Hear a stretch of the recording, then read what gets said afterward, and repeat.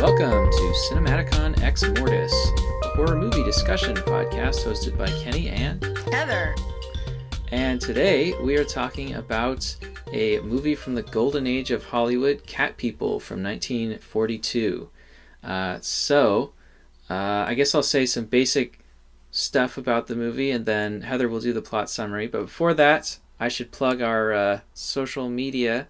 If you're enjoying this podcast, you can check us out on Twitter. What is our Twitter handle, Heather? It is CinematicOn Pod. Okay, so look out for that. CinematicOn Pod. Yeah, with at before it. Yeah. Watch out for spicy memes on there. You saw the meme I posted? I mean, which one? You're posting memes all day. No. People should just... I do not post memes all day. If you're coming and looking for memes all day, you're going to be disappointed. But once in a while, there is a good meme. Yes. Yeah. Look for memes once in a while. And you will find them at CinematicOn Pod on Twitter. If you're listening to this on iTunes or some other service that lets you leave a review, that would be nice. It's interesting pronunciation you chose there for that word. A lot of interesting pronunciations on this show. In addition to interesting classic horror movies, of which Cat People is one. You like that segue? Cat People, which was released in 1942, was directed by Jacques Tourneur and produced by Val Lewton. The screenplay was written by DeWitt Bodine, based on a story by Lewton. It stars Simone, Kent Smith, and Jane Randolph, and features a musical score by Roy Webb. It was huge... Sorry. Is that how you pronounce it? It's Simone? I thought it was Simone Simon. Well, she's French, so I would guess it'd be the French pronunciation. Which is Simone? We seem to agree about her first name. Uh-huh. But the last name, Simon, in French, you'd say Simon, right? Not Simon. Okay. I didn't know. I don't really know either, but I don't think it would be Simon. Okay. I didn't know. I didn't know she's French, so. Oh, yeah. I mean, she's super French. So, despite the small budget, the film was a huge financial success, which helped the studio RKO recover from the dreadful box office bomb that was Citizen Kane, released just the year before. This led RKO to task Lewton with producing a sequel, 1944's The Curse of the Cat People, which we'll be discussing a little later today, along with a string of other low-budget horror flicks. Several of these have also become classics, including The Leopard Man, I Walked with a Zombie, and The Body Snatcher. Lewton was given creative freedom, but with one caveat: he had to stick with the title given to him by the studio. Sometimes this had humorous consequences, as with The Curse of the Cat People, which doesn't actually contain any cat people, or much of a curse for that matter.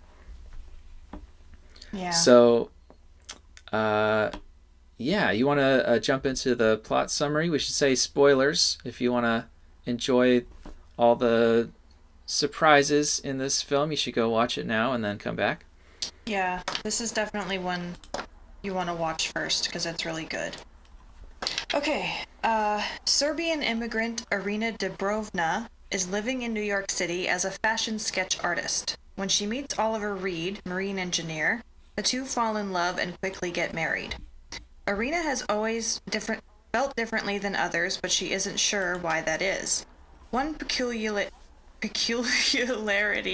that sets Irina apart is her apartment being in close proximity to the zoo, and while the cries of the resident panther unsettle the other tenants, Irina finds them soothing.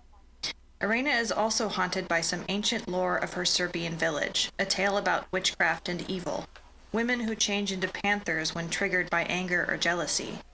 Her husband insists that Irina see a psychiatrist, especially since she's convinced that if he kisses her, she will change into one of these panthers. As Oliver begins to feel more and more estranged from Irina as she seems to be spiraling further into her delusions, the closer he becomes to his beautiful and charming co-worker, Alice. What did you think of this one, Heather? We picked this because it's something that you hadn't seen, but I thought that you would really like. Yeah, and a lot of people over the years have been saying the same thing to me. Like, have you seen Cat People? Like, I get asked that all the time for some reason. And so I wanted to figure out why people kept saying that to me. Yeah, so I guess we should. Those are two questions, right? First of all, did you in fact like it, and then second, like, what is it about you that you think makes people I don't. think that you would like it? I thought that it would be super obvious once I saw it, and I still don't know. I don't know Hmm. why. Um, I really like it. Definitely. It's a lot different than I expected. Um, What did you expect? ooh, I don't. I thought first of all, I thought she was gonna be some kind of like were panther, and she was gonna like turn into a panther. Like Mm-hmm. in front of us, like we would see it. I thought it was gonna be like a werewolf movie. You know what I mean? Yeah, like the Wolfman, which came out just the year Right. before. That's what I was expecting. Yeah, so that was another thing I wanted to talk about. Was the differences between this and the Universal monster movies that were coming out around the same time. And I think that is one big difference is we don't see the transformation in this. Like those Universal movies are largely about special effects, like Yeah. special makeup effects, right? Like the monsters are always like front and center. And those are kind of like the money shots of those films, or when we finally see the monster transform or wreak havoc. Frankenstein's monster Mm-hmm. rampaging and destroying things. It's kind of like it's almost like a kaiju movie or something where you're kind of in it for the monster action. Right. Whereas here, there's almost none of that. Everything is done through suggestion and implication. We never see Irena transform. And in fact, uh, the filmmakers didn't want to ever show Irena in her panther form, but there are a few shots of her as a panther in the film that the studio insisted they go back and do reshoots in order to add those. Mm. I think it's a really interesting approach, and I kind of like it. I think it's mysterious. It's kind of that thing again where like if you see the monster, it's not as scary. Like it gives it more of this like elegance almost, and Mm-hmm. it's its very own flavor, you know? Yeah, to me, the filmmaking style it almost feels like film noir. Mm-hmm. The heavy use of like shadow, um, and the way in which I don't know we have all these characters walking around this big city, and it's usually nighttime, and there's just a sense of menace. Do you have a cat next to you right now? Yeah, actually, a cat has jumped into I my can hear lap. it purring. Um, People are gonna think you added special effects for this episode. It couldn't be more Yeah, it's perfect. actually very, very appropriate. I happen to be fostering four black cats Mm-hmm. at the moment, and they're super friendly. That's hilarious. I'm like, am I hearing purring or am I insane? Yes, that's Nova the cat. It's so cute. Royalty-free sound So, effects. okay, so what did you like about the movie? Um, I really like the acting for the most part. The music is great. Yeah. Do you have stuff to say about that? Not so much about the music. Really? I find that there's certain moments in the film that I really enjoy.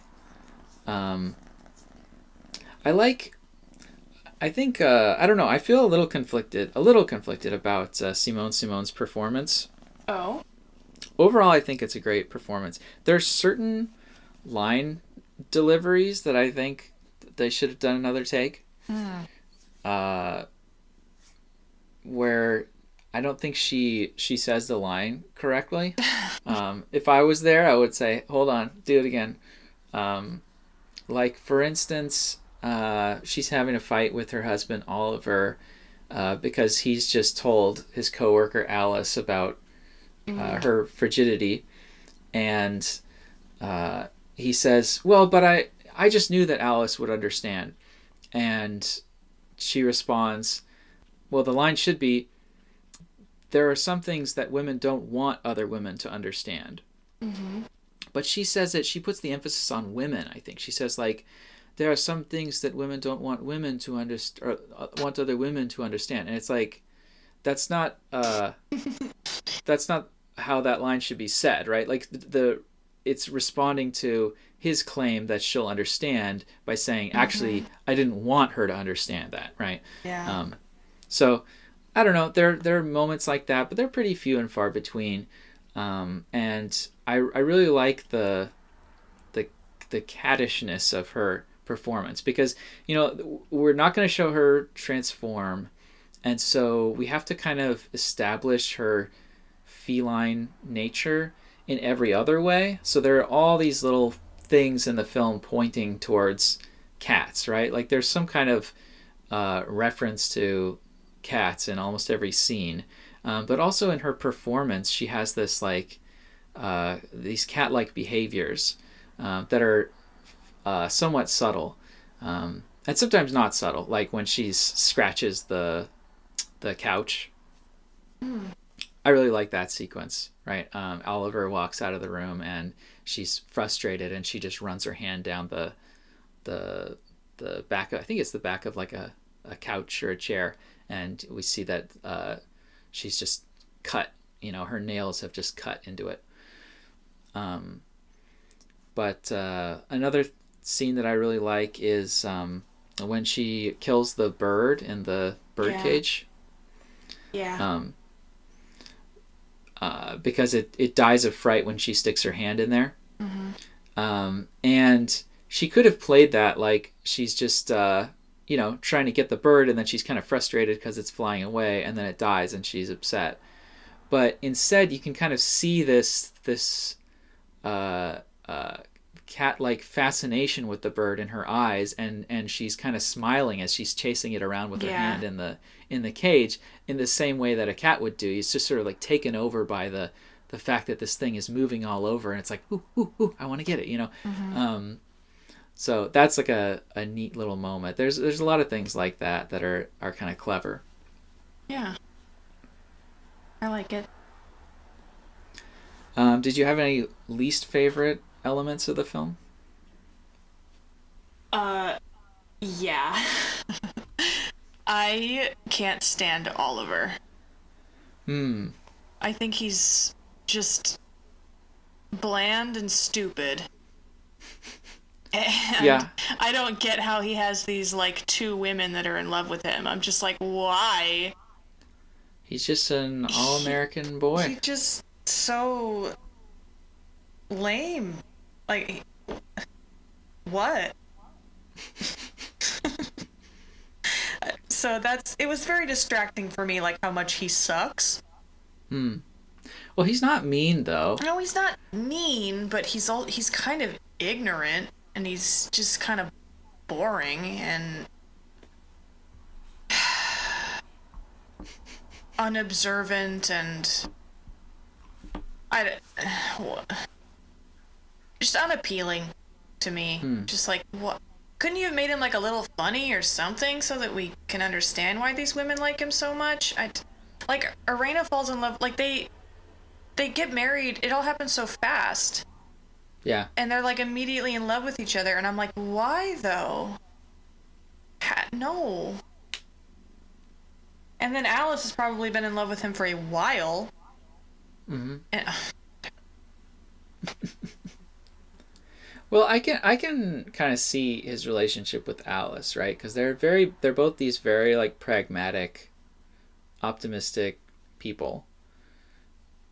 They really seem to see eye to eye and work well together.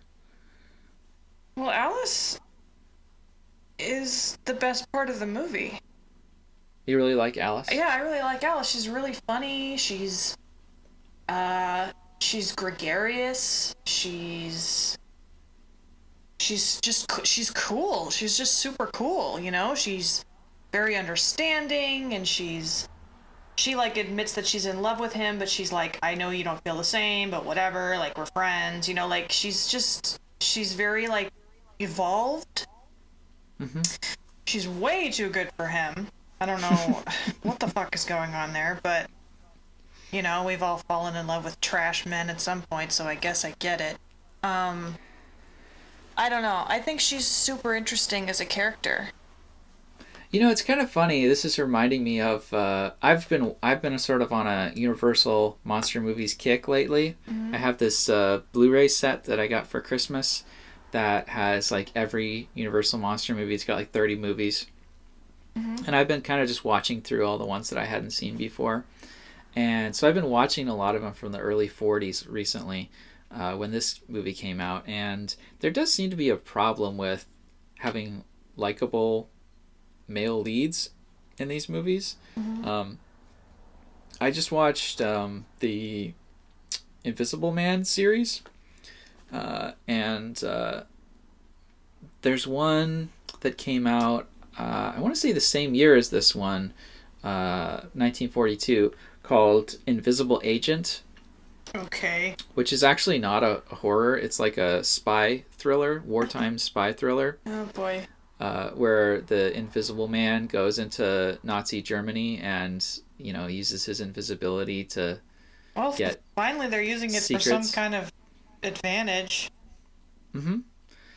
Yeah, I mean, it's not a bad premise, but it's a bad movie. For me, yeah, it's not a great movie, and the problem with it, well, one really bizarre thing is it has an invisible man. Sorry.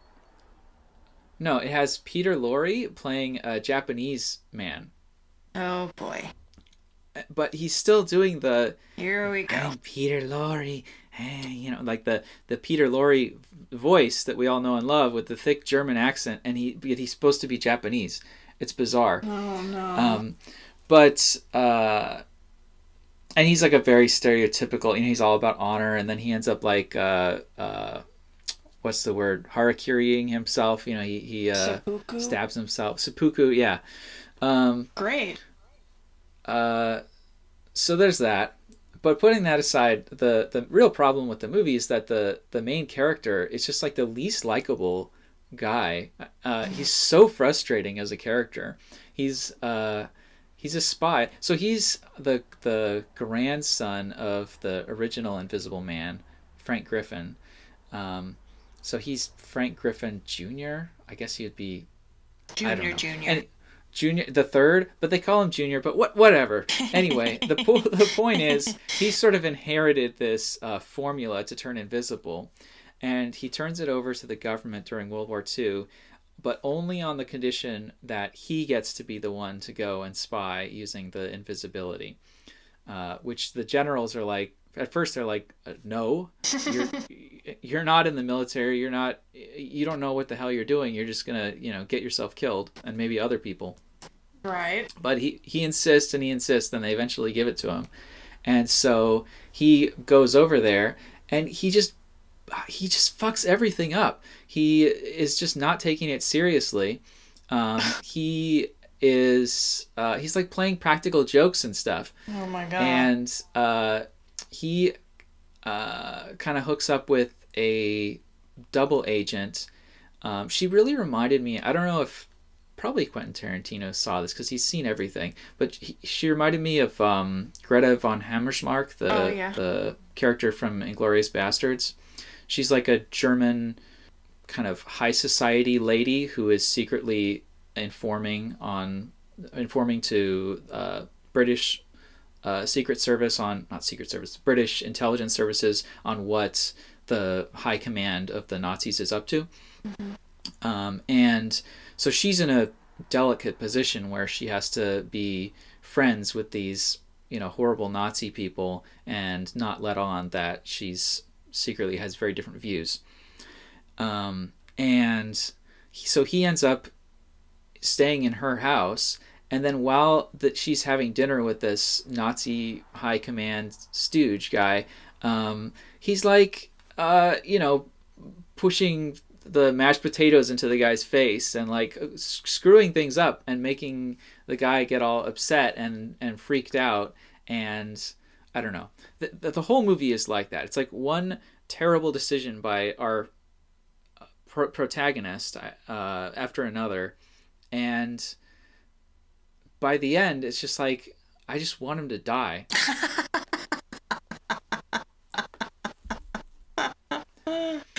But he doesn't, you know. He saves the day and he gets the girl despite his total incompetence and lack of concern for anyone around him. Oh, that's really fun. Oh man, that's hilarious. Love it. So I guess compared to that, Oliver is not a problem. I don't know. I still think he's a problem. I was like, well, I'll bring it up later. Never mind. Well, it's just, I guess it's a different time, right? Like I actually kind of like that speech where he's talking to Alice and he's like, it's harder for me because I've never had anything bad happen in my life before. I've never faced any kind of hardship. And so now that I am, it's like way harder. So I deserve even more sympathy. Okay. And it's like, yeah, I don't think someone would say that in 2019. Definitely not. Someone would say it, but they'd be ripped to shreds for it. Yeah. That wouldn't be the hero. No. But yeah, he has a kind of childishness to him. Definitely. That's a good way to put it. He's very naive. So I guess as far as the love triangle goes, I guess, are you on the side of Alice then? This is what I was just going to say. I was watching the movie and I was like, Arena and Alice should get together and fuck this whole guy altogether. Like, just throw him out completely. These are both very interesting women that are very different. They should have been together. I shipped that watching the movie. Like, especially during, like, Arena, like, stalking her and stuff. I'm like, okay, I could see this. Well, Arena can't really be with anyone, right? I guess not, but still. Listen, this is... Because she'll kill them. This is the fan fiction I'm writing, okay? Okay. You can't tell me what I want. Where she, like, gets cured of her... Yeah, like, by the power of true love, she's cured. And she gets it from Alice instead. Like, they deserve better. Like, this is nonsense. They both deserve better. Yeah. I think Irena is a very sympathetic character. Another thing I really like about the performance and also the writing of the character is she transforms because of like some intense emotion, right? So if she had sex, she would transform. Also, when she gets super jealous, she transforms into a panther. And so you might expect that she would be, I don't know, like hulking out kind of when she's transforming. Yeah. But instead, I think they took another sort of cue from what cats are like. Cats, when they're stalking their prey, they're not like roaring and angry and emoting. They're kind of playful in a way, and that's what Irena is like when she goes after Alice. She just stalks quietly behind her, and then what does she do when she's in the pool? She rips up her like clothes or whatever. It was her robe. Her robe, yeah. But then she sort of becomes herself again and starts talking to Alice in the pool. And you can tell that she's kind of having fun with it. Oh, yeah. She's she enjoys the fact that Alice is terrified of her. Totally. And that kind of reminded me of how like a cat will like play with its prey. Mm-hmm. Whereas with something like the Wolfman, you know, there's just this.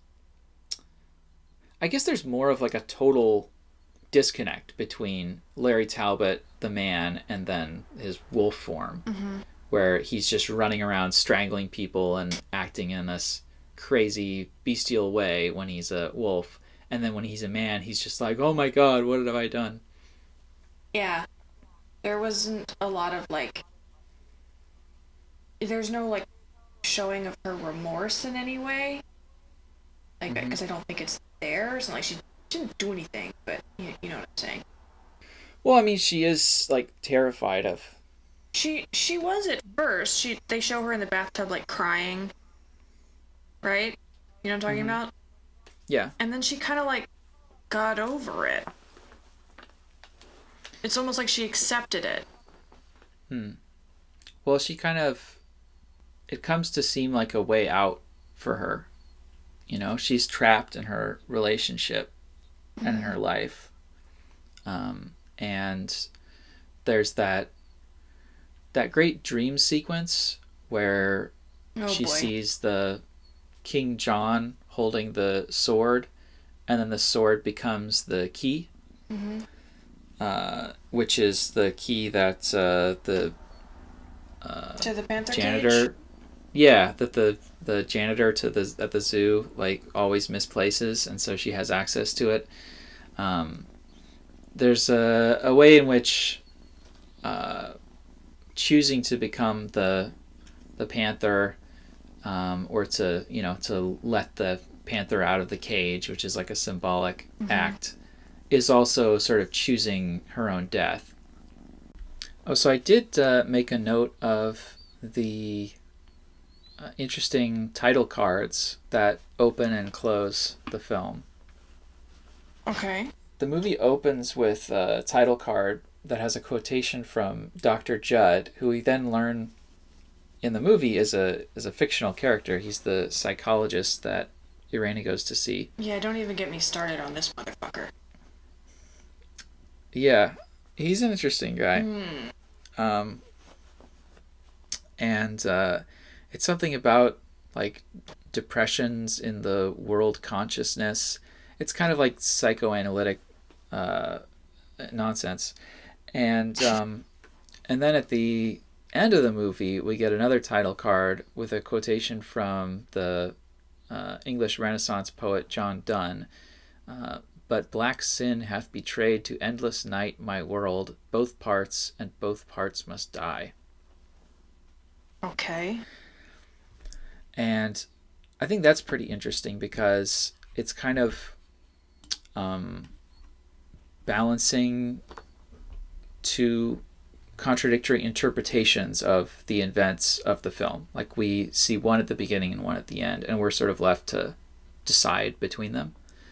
So Dr. Judd interprets Irena's malady as a psychological illness, that she's like terrified by her own sexual desires because of some childhood trauma that she's repressing. So she needs to like go under hypnosis and explore her past and all that kind of stuff.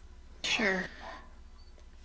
And I think that's not an uncommon reading of this type of story, right? Like Dr. Jekyll and Mr. Hyde, The Wolf Man, these stories where characters transform into an evil alter ego that wreaks havoc. There's this idea in a lot of these stories that, we each have a darker side to our psyche. We have dark sort of desires that we're repressing. The shadow self. Yeah. So that's like young. So it's interesting that the movie sort of incorporates that perspective into the film itself.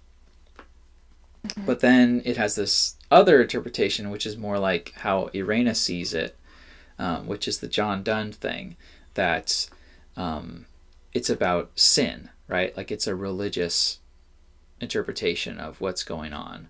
that she's inherited this evil from her ancestors, and there's something inherently evil about her sexual desires and stuff. And so it's and ultimately this is the story of someone being confronted by temptation and giving in to sin. So I don't know what interpretation makes more sense to you, or do you think neither of them really do?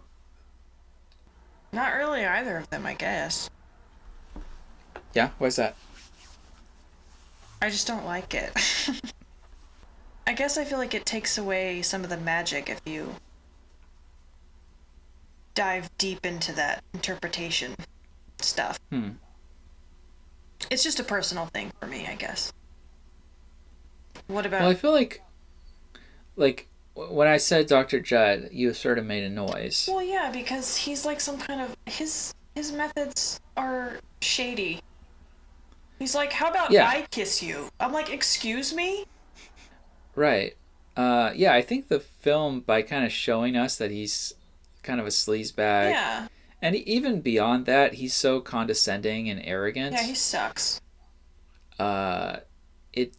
It really, I think, discourages us from agreeing with him. Yeah, anything this he is says really is about bullshit. So. Yeah. But at the same time, if Irena is right, I mean, that's just such a bleak view of human nature, right? That we have this like evil that's inherent in us, and it's just gonna destroy us. There's no escape.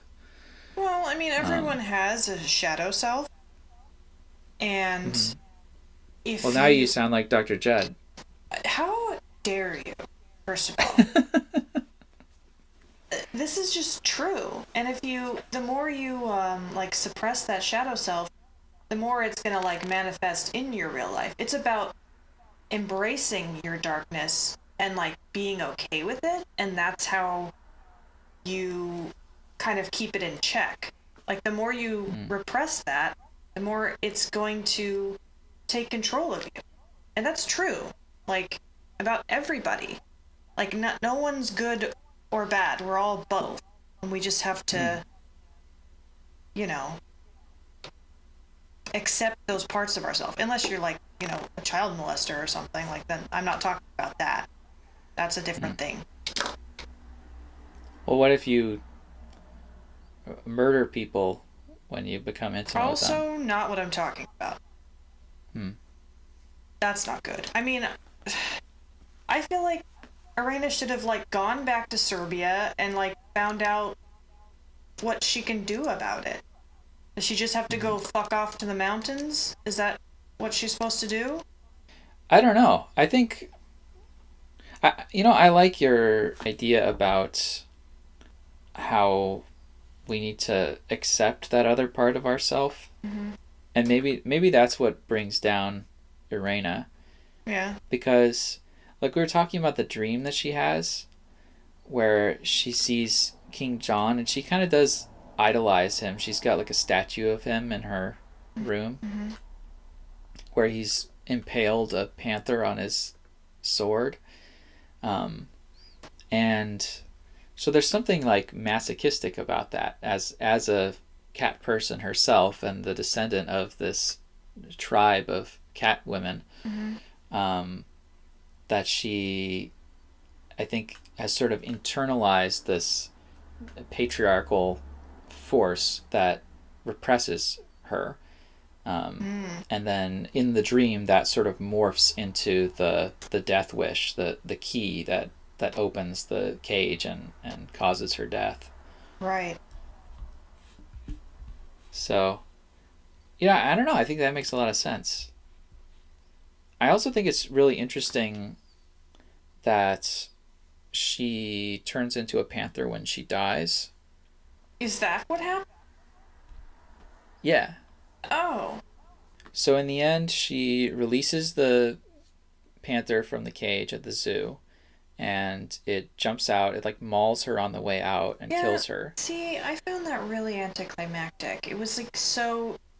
To me, it looked like he just kind of accidentally knocked her over as he jumped out, and I'm just like, is she dead? Like it just, I didn't get it.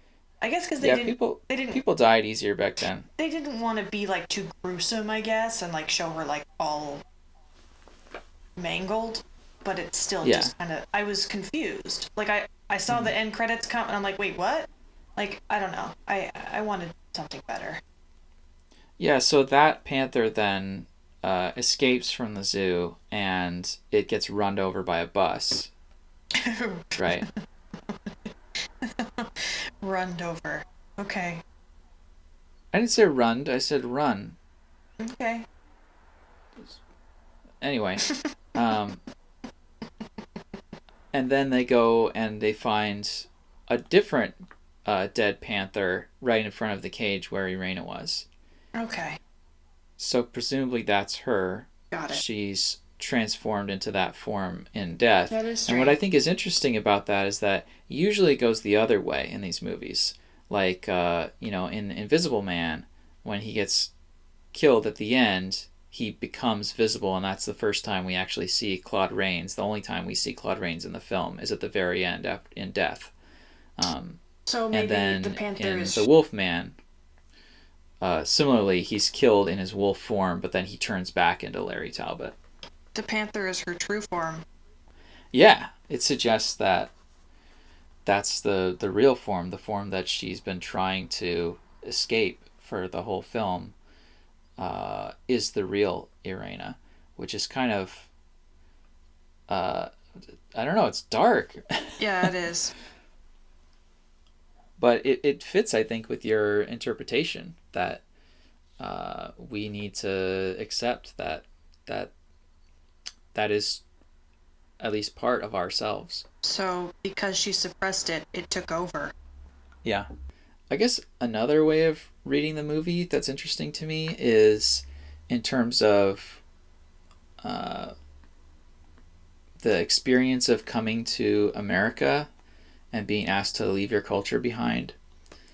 So, Irena is an immigrant, and when she meets Oliver, I think she tells him that he's like the first friend that she's made in this country. So she's a relatively recent immigrant. And Oliver, when she starts talking about cat people and weird stuff, he tells her, those things have nothing to do with you, really, because you're in America now. So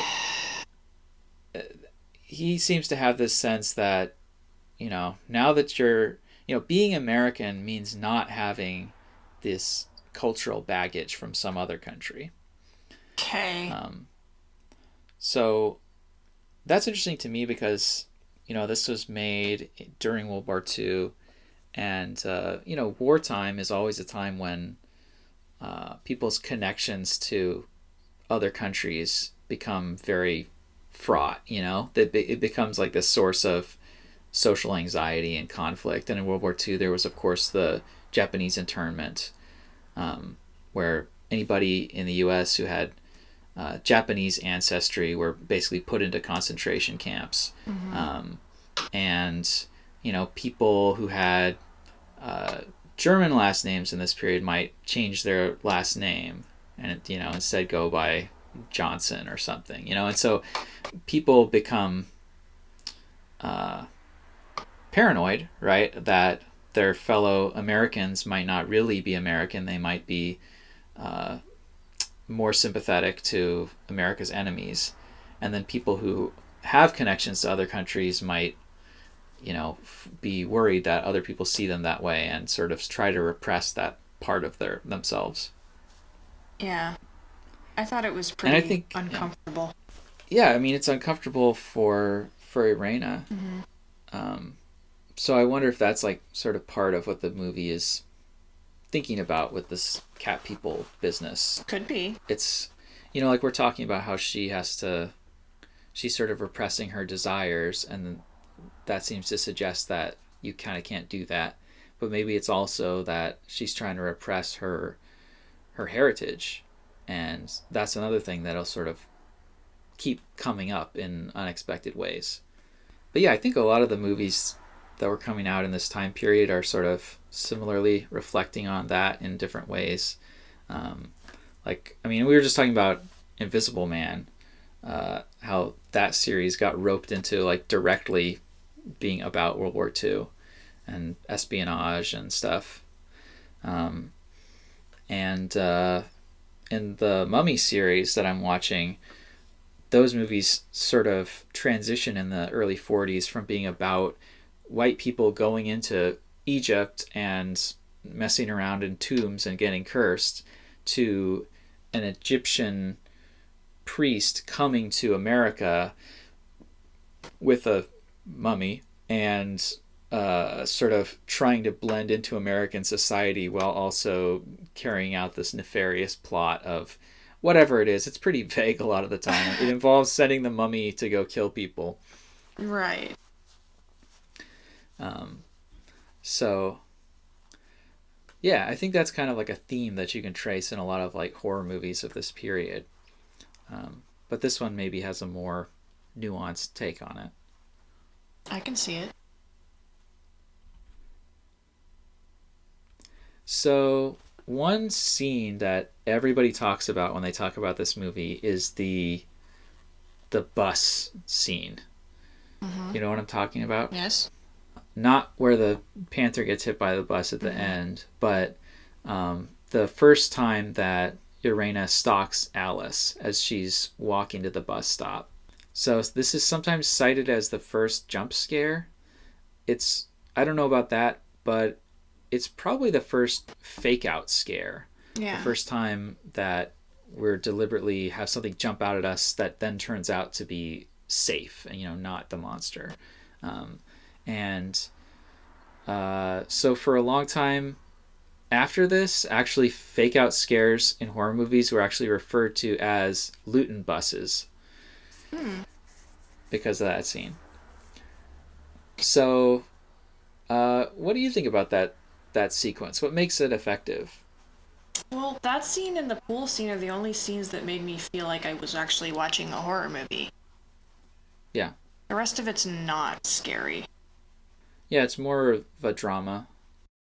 There's a lot of good use of shadows, and it plays on that feeling of like knowing someone's watching you, but you don't know from where. And that's the sound design I think is great too. Yeah. Like the clicking of the heels on the pavement. Like you can hear that she's being followed even when you can't see it. Yeah. And then when the clicking stops, that means that the thing following her no longer has heels. So that's scary too. Yeah. Totally. It was a really good scene. I liked it.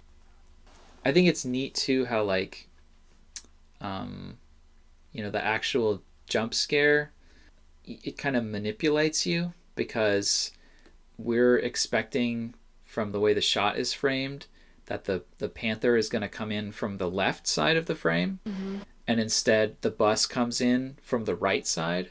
So it's like extra surprising, it's coming from somewhere that we aren't looking. And then it makes this like loud hissing noise as it's stopping that also kind of is reminiscent of a cat's hiss. So, did you have anything else to say about the Luton bus? No. Anything else you wanted to talk about with cat people? Yeah. I mean, the lady in the restaurant. What was the that waitress? about? No. Oh, I like the waitress in the restaurant. You like the waitress in the restaurant? Oh yeah, her. Yeah. She's cute. She's Not her, she's though. really worried that nobody's eating the chicken gumbo. And that's something I really love about Luton films is the way that he puts a lot of effort into characterizing even very minor characters. He also nice. sort of had a habit of casting African American actors in admittedly only in minor roles like the waitress, but still better than what you would see in most films from that time. Oh God. But Oh God. what? Just African American roles during that time In were Hollywood movies, yeah. just embarrassing. Like, oh. Yeah, Oh. whereas the black characters in Luton films I feel are like they're people. Yeah, she wasn't like stereotypical, you know, the way that they wanted African Americans to act in movies. Like they wanted them to be really She's not like a dramatically caricature. racist. Yeah.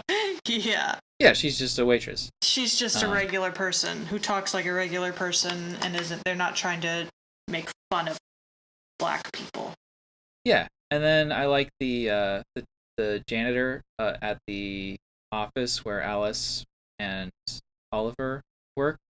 She like collects matchbooks, I think.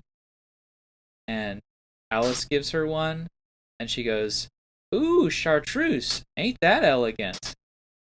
This is a funny line, but it's just also just neat that this makes the movie feel like it takes place in the real world. Where Yeah. even characters that just have a few lines, you can tell that they have their own life and their own interests, and they're not just That's nice. cardboard cut out. Yeah.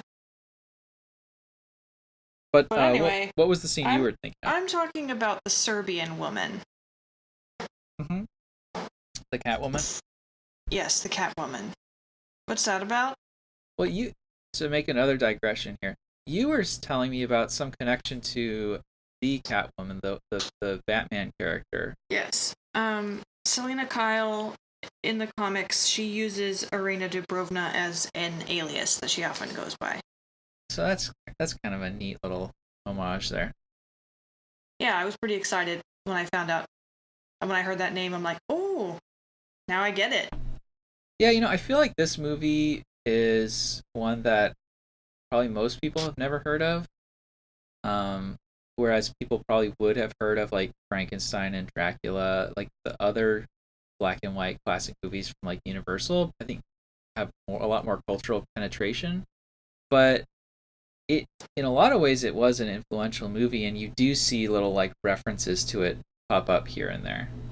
Mm-hmm. I looked it up. I wondered if this movie predated Catwoman, but it doesn't. Catwoman existed first, but there are major Maybe that's why they had to call it Cat People instead of the Catwoman. Maybe. Because yeah, they came Catwoman was only like a few years older, like a couple years. So and it was like she just made her first appearance pretty much. She didn't like have her own titles or anything. But there's a lot of similarities. I think even though Catwoman was first, they definitely started integrating stuff from this movie into her character. So, okay, so what were you thinking about? So you're talking about the lady who kind of just gives Irena the stink eye, and then she says, what does she say to her? Like, hello, sister? Something She like that? says moja sestra, which means my sister. Okay.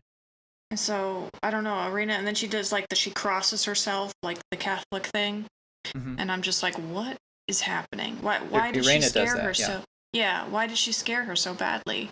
Well, because she's a reminder that she hasn't left behind her Serbian cat person past. So, was this woman another Panther lady? Yeah. Well, she seems to be doing okay. Like, like. Well, maybe, like you said, she's accepted it. Right, so I just feel bad that, like, why couldn't Irena, like, go to her for help and be like, yo, how do I live a freaking normal life when I'm also a Panther?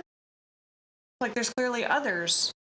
So, I'm upset. Okay.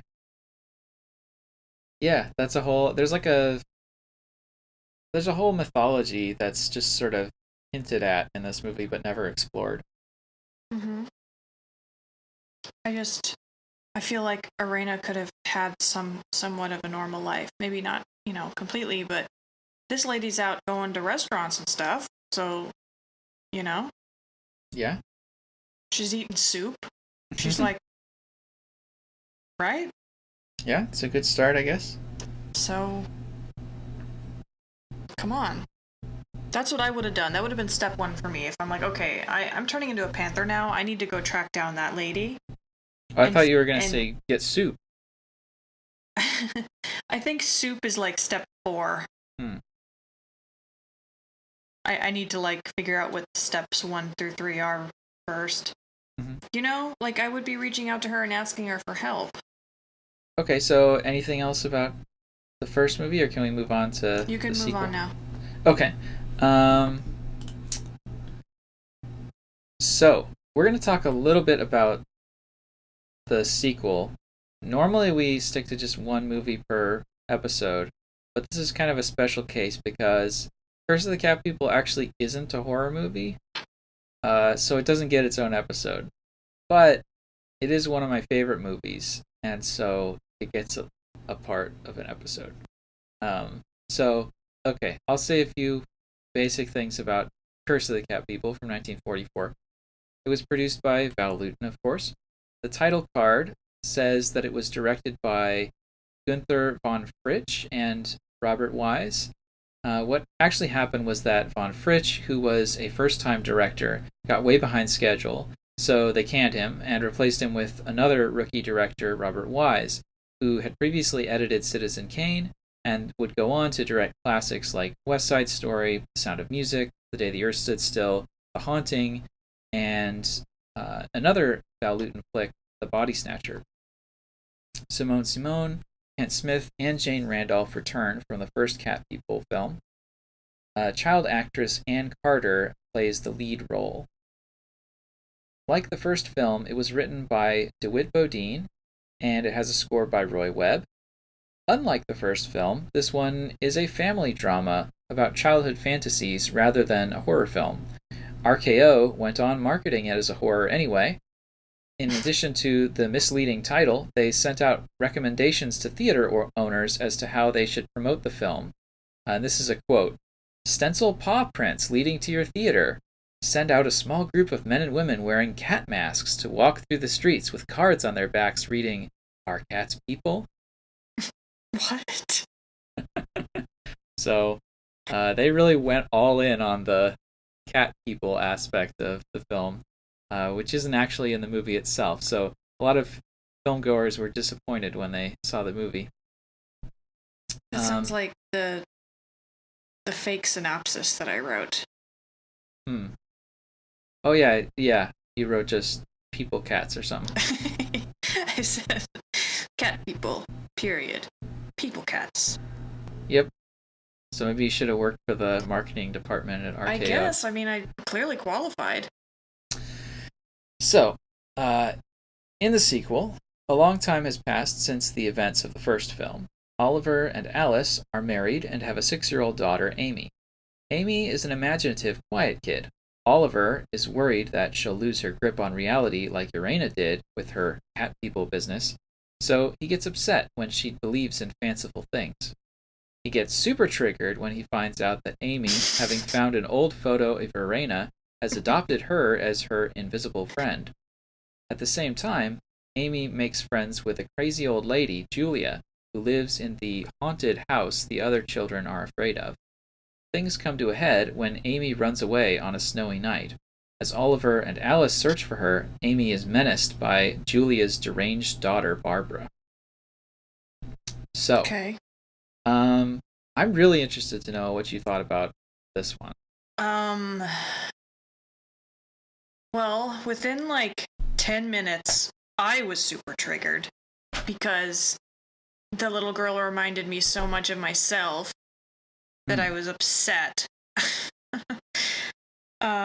She's constantly like daydreaming and in like her own world, and the other kids are mean to her. She's a super loner. Yeah, it was rough for a lot of different points in the film. She's very lonely. Yeah, I Ugh. found her to be very relatable. Yeah.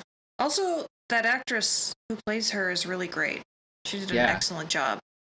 Especially when like the other kids in the movie like are terrible little actors. So Well, and in uh movies from this period in general, child acting is typically just horrendous. oh, it's awful. The standard was very low, and Yeah. so I think that Ann Carter is just shockingly good as Amy. Yeah. She was amazing. An example of how good she is, I think, is the scene where Julia tells her the story of the headless horseman. Mm-hmm. We just get a long close up shot of Amy's face as she's hearing the story, and she's at first sort of entranced and really loving it, but gradually her smile fades as the story gets darker and scarier, and you can sort of see the fear creeping into her expression. It's a really nuanced thing to ask of a child actor, I think. Totally. But yeah, she really is great. I thought so. Absolutely. So, um, so do you like the film overall? Yeah. I I think it's kind of horror-esque. I mean, there's a ghost in it. Is there? Yes. I guess it's similar to the first film in that way, where they wanted to not show the panther in the first film because they wanted to leave it somewhat ambiguous whether it was really in Irena's imagination or not. In this one, there's a similar thing where uh, Irena now is Amy's imaginary friend, but she might be real, Mm-hmm. and the film, I think, leaves it ambiguous. I interpreted her as real. Hmm. So, I guess I'm more on the side of she's Amy's imaginary friend. She's not real. Uh, but I don't know. There's certain things that suggest that it really is her. Like the song that she sings mm-hmm. is it's the song of her people from the first film. Right. So Amy wouldn't know that song. Right. But we only first see Irena after Amy sees her picture, right? So she first wishes for the friend, and we see her look off screen and see the friend. Mm-hmm. And then it's only later that she finds Irena's picture, and then after that, we start seeing the friend, and it's Irena. So to me, that suggests that the friend might have originally looked like something else, and then now she looks like Irena because Amy has, taken that image and made it into the friend. I kind of interpreted it the opposite way. Hmm. Like it was this big reveal, like, oh shit, the friend is Arena, you know? No, I don't know what you mean. Like we didn't see her, so it would like be like a bigger deal when we find out who it is. Like not because she's taking on a different form or whatever. I see. No, I think that's there to add to the ambiguity. Mm-hmm. Because if we saw that it was her before Amy knew what Irena looked like, then that would definitely make us think it's a ghost or a spirit. Right. Well, that's how I saw it. So. But yeah, there's vanishingly little actual cat people stuff in this movie. It's really kind of a one of the stranger sequels that's ever been produced, I would say, in that it really is a sequel. I mean, we've got the same characters coming back from the first film. It's in continuity with the first film, but it's just a totally different genre. And that doesn't really happen. Like, what if there were the next James Bond film? It's in continuity with the other films, but Bond has retired from MI6 and now he's like a bank clerk, and he has like a office romance, and it's like a rom-com. I mean, things are very strange, and I wouldn't even be surprised at this point. uh, it's very strange to me. I think in a way it almost works better if you haven't seen the first film. Uh, but yeah, Yeah, it's. it kind of it really could be a standalone film. Mhm. Well, and this is what came of RKO just giving Val Lewton the title and saying, "Make a movie with this title, but we don't care what what you do other than that." That's And he's so like, "Well, I strange. wanted to make this family drama about a little girl coming of age and everything, so I'll just do that and call it Curse of the Cat People." Okay. He followed their rules, so Yeah, so Barbara is the Catwoman. that's the same actress. Yeah, Yeah. And I was like, as the not Irena from the first film, but the lady that she sees who says Moyes Estra to her. but now she doesn't have an accent and she's a different character? Yeah, I Okay. think so. I Because don't I think it's found that supposed to be really the same character. confusing because I was like, why don't you have an accent anymore? Now you're not a Panther woman. What? That was really confusing. That was a weird move. Mm-hmm. Unless you're just not supposed to be as observant as I am and not realize that's the same person. Yeah, I mean, I think we've mentioned this before. How in the Universal movies from this period, they always reuse the same cast. Um, Mm. so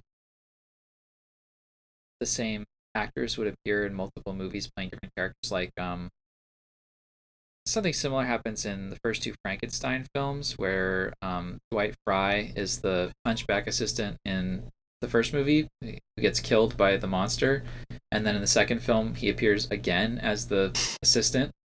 It's like a Oh. very similar role, but now he's named Carl instead of Fritz. Okay, well, still, I think it's because I saw the Panther Woman in the first movie and then was really surprised when she was only in that one scene. Like, I kept waiting for her to show up again later on. She looks so interesting. She looked so interesting, and I felt like it was a setup for, like, something bigger. And so when she never showed up again, I was like, okay, well, clearly she's going to be in the sequel then. Mm-hmm. And so then when I saw the same actress, I was like, okay, here we go, finally. But no, she's Yeah, a finally different character. some cat people in this movie called Cat People. Right. But no. Yeah, and actually they again forced them to go and do some reshoots in order to add in some stuff, at least somewhat connecting it to the previous film. So there's a shot really early on where Amy is at the uh, park with the other children on a field trip, and two little boys see a black cat up in a tree, and they like make machine gun noises at it and scare it away. Mm-hmm. That was originally not in the film. The studio made them go and shoot that particular little vignette in order, so I guess they could at least say there is Like, a look, cat. it's a There is a cat. cat. Oh my god. There is a cat in the film. You can't say there's not a cat. That's very cheeky. But yeah, Irena herself here doesn't have anything to do with catness. Like, I guess Oliver brings up the fact that he explains what happened to her in the first film briefly.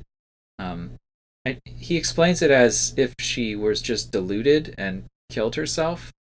Right. Even though at the end of the first film they see that she's transformed into a cat. But so there is a sort of reference to what happened in the first film, but Irena, which I guess is another clue that maybe she's not the real Irena. She's just a imaginary friend of Amy. She never brings up what happened to her or cats or anything. I interpreted that as she's like moved on and is in like a better place and is like peaceful. She said something about she is from someplace dark and peaceful or something like that. Yeah. And I just kind of interpreted that as like she's okay now. Like she finally feels,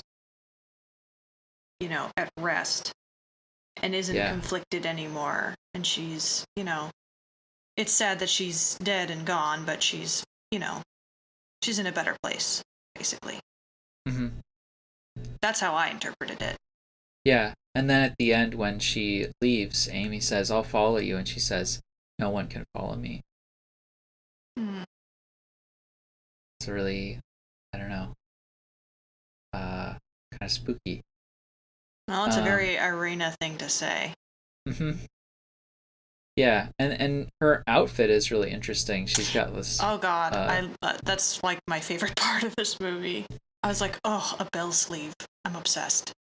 yeah, well, I that's need it. another thing that is sort of the result of studio meddling. Is there was an early scene in the film where Irena is looking at a picture book that has like Cinderella with that dress on, Oh, and so that would have explained why she's wearing that. got it. But yeah, so I guess I don't know. We can talk about what's going on in this movie a little bit. A lot of it deals with the conflicts within Amy's family over her uh, imagination, I guess, her overactive imagination, according to Oliver. Mm-hmm. But what I think is kind of neat about it is that um, to take an early scene, nobody comes to Amy's birthday party because Oh God. she, instead of putting the invitations in the mailbox, she put them into a knot in the tree in the backyard, because she believes that it is a magic mailbox. But the reason that she believes that is because Oliver told her that. Yep. And then he's like really upset with her for doing that, Because he's stupid. even though he's the one that told her, because he's like, well, that was years ago. You're supposed to have grown out of it. But She's then 6 years old.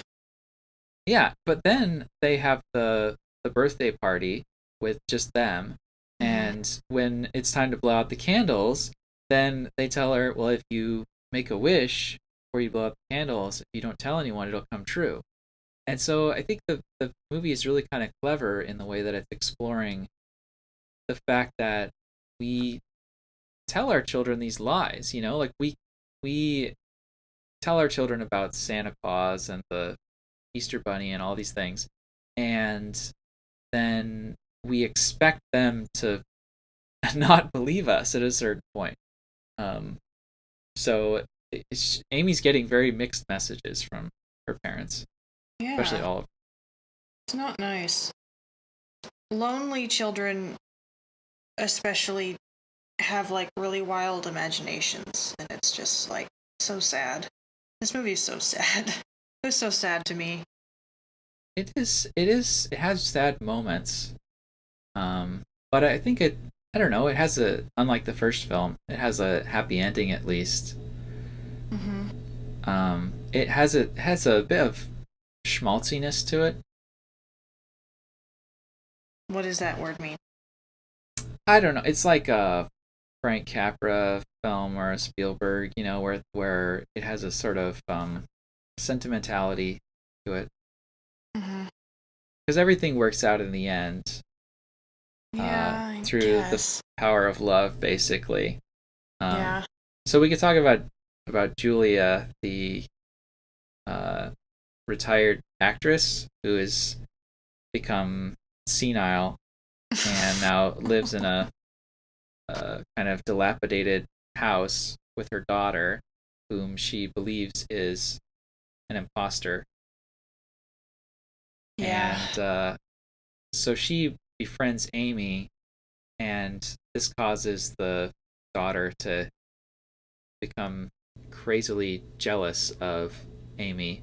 And at the end of the film, uh, she goes to like strangle her, Mm-hmm. and Irena appears like on top uh, Yeah. of the daughter. Yeah. What is her name? I'm forgetting. Barbara. Barbara. It's kind of like if you've seen Blade Runner 2049. You know, they've got like the two chicks on top of each other, um, the hologram on top of the real person, and so she goes to hug Irena, and she hugs Barbara, and that is sort of She like melts her cold heart. yeah, her heart grew 3 sizes that day. Right, exactly. So that's a bit sentimental, Yes, it is. but yeah, I mean, I think I don't know. There's a lot of like emotional truths in this movie. Mm-hmm. Um, One thing that's kind of neat is that I hadn't thought about before watching it this time is there's kind of a parallel between these two plots: the story of Amy and her family, and then the story of Julia and Barbara, because both of those relationships are troubled by a sort of inability to agree about what is real life and what is a fantasy, right? Like Oliver wants Amy to admit that her imaginary friend isn't real, and Barbara wants Julia to admit that she is her daughter. And you have like kind of similar scenes, where Oliver is just shaking Amy and going like, "Look over there and tell me that you don't see Irena." And she can't do that, She can't reject her her reality. And Julia has a kind of similar thing with Barbara where she just will not accept that it's her daughter. Mm-hmm. And that's, I don't know, I think that's kind of neat because it's drawing a parallel between childhood and old age, which is kind of like a really, an ancient truism that old age is a second childhood, right? Yeah. And so there's that interesting friendship that can form between this old woman and a young girl because they're both kind of in this fantasy land. They've kind of retreated, or I guess in Amy's case, she's not ready to come into the world of real life. And Julia has sort of permanently checked out. Yeah. I was gonna say, like, that old lady is definitely what Amy would turn into, like, someday. Hmm. Yeah, I mean, they're both fascinated by stories. Mm-hmm. They're sort of natural storytellers. Amy is constantly telling herself these stories. Yeah. And being an actress is kind of like indulging in fantasy. Mm-hmm. So, given that the movie is about fantasy, what do you think it ultimately has to say about it? I think the ending is kind of interesting where, um, Oliver, quote unquote, learns his lesson that he should just let Amy develop at her own pace and Mm-hmm. accept her fantasies, and then they'll go away. And so in the end, uh, Irena is there, and uh, he asks Amy if she sees her, and she says yes. And he says, "I can see her too," but he doesn't look over. Right. And then Irena disappears. So what do you do with that? Find it extremely depressing How so? because Irena disappeared. Mm-hmm. That's sad. So I guess the movie is sort of saying we have to grow up and leave that stuff behind eventually. Yeah, I don't like that. Yeah. I think that that's wrong. I think that's the opposite of what we should be teaching people. Hmm. Just hang on to your delusions for dear life. Not necessarily delusions, but like every, everything's better when you have a little bit of fantasy. Like, don't stop daydreaming. I think society wants to like crush us of all that childlike sort of, you know, daydreamy side that everyone has when we're children, and like that's wrong. Like you can't be like Julia and like fully just go into fantasy 24/7, but don't crush it, you know? Yeah. It's another one of those things where you have to find balance, kind of like your shadow self. Yeah, I feel So like Oliver hasn't found that balance. Oliver doesn't have enough depth to have a fantasy side. Hmm. Well, I think I mean, maybe he's part. naive like a child, but he's not interesting enough to like understand what his daughter's talking about. Yeah. Although I guess he did invent the like magic mailbox, but whatever. Then he's like, Well, "What? What do you mean the magic mailbox?" I mean, he was attracted to Irena. True. He, he I think the reason he responds so badly to Amy's imaginary friend is because it takes the form of Irena, and she's kind of his dark side. You know, she's the dark part of his past, and maybe he's never Yes. come to terms with their relationship and how that worked out, the Yeah, role I that he mean, had in her death. Alice said something about that, like he never got over it. And she Yeah. even calls him out. She's like, "Look, I'm not jealous, but you're obsessed with Irena. Hmm. Like, knock Yeah, it off." he doesn't get rid of the pictures. Yeah. That's like Also, super sad when he has to burn the pictures. he says something really stupid. He's like talking about his daughter, and he's like,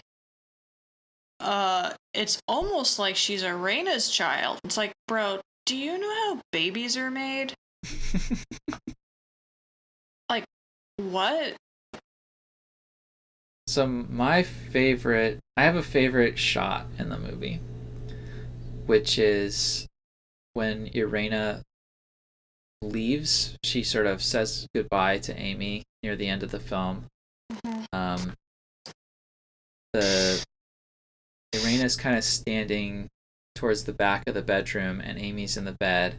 And uh, as Amy gets up from the bed, the camera slowly pans left, and it's the bedpost passes in between the lens and Irena. And when we get to the other side of the bedpost, she's just gone, and we just see Amy standing, looking towards the window, and the curtains kind of flutter a little bit. I just find that to be such a beautiful shot. It's such a great decision to do that instead of having her like fade out, because Yeah, that's nice. it's in line with the the whole ambiguity of Irena, right? Is she real or is she imaginary? Sometimes we're seeing from Amy's perspective and we see her, then when Oliver is looking he doesn't see anything, so there in one shot we sort of transition almost from seeing her as Amy sees her to seeing what everyone else would see, which is there's nobody there. Do you have any like favorite or least favorite bits in the movie? Anytime Oliver's existing is my least favorite. Oh, I thought you were gonna say it's your favorite. No, not my favorite. I mean, it's like I said in the beginning, it's really uncomfortable to watch like how mean the other kids are to her and stuff. That was, if let's leave all those memories buried where they belong. I like that Amy doesn't seem to let it get her down. You know, she doesn't seem to be super bothered by how little people understand her. I know she's only 6, and that's going to come in her teenage years when she starts resenting everybody for that. But I don't know. I just really liked her as a character and thought it was great. Yeah, it's like she doesn't come off as dumb, but the movie really shows us how strange and confusing the world is at that age. Mm-hmm. Do you have anything else you wanted to talk about with that one? Not really. Okay, so I had a lot of questions, but you answered them all, so. Oh. That's just how good of a host I am, I guess. I guess so. Well, I have one more question. So between Cat People and Curse of the Cat People, which one did you like better? I guess probably Cat People. Interesting. Yeah. I think most people probably would say that. The sequels, I like it way better than the first one. They're both really good, so it's hard to say. But I just kind of like the spooky, intense aspects of Cat People. Yeah. Okay. Well, for next time, we have a very special episode coming up. Mm-hmm. You want to tell our listeners?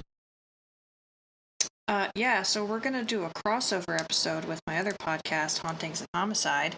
Since we are covering Amityville, we decided all three of us, Kenny and I and Selena, are going to get together and cover the movie that was based on the stuff that went down at Amityville. Yeah, so in your other podcast, you like to talk about real life murders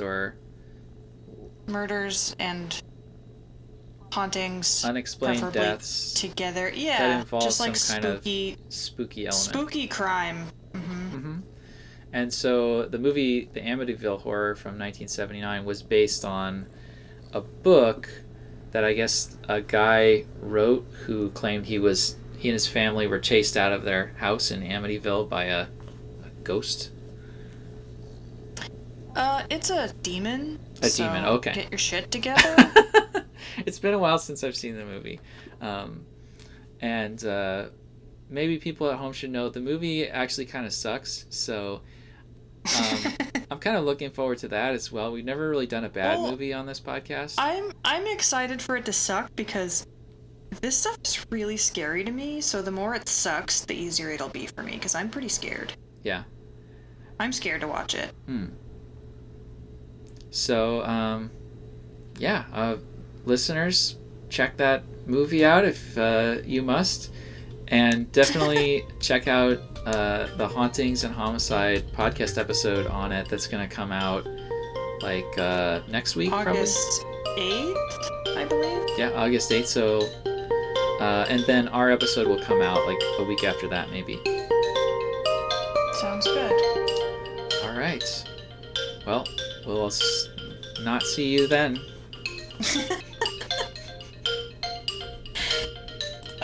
Goodbye?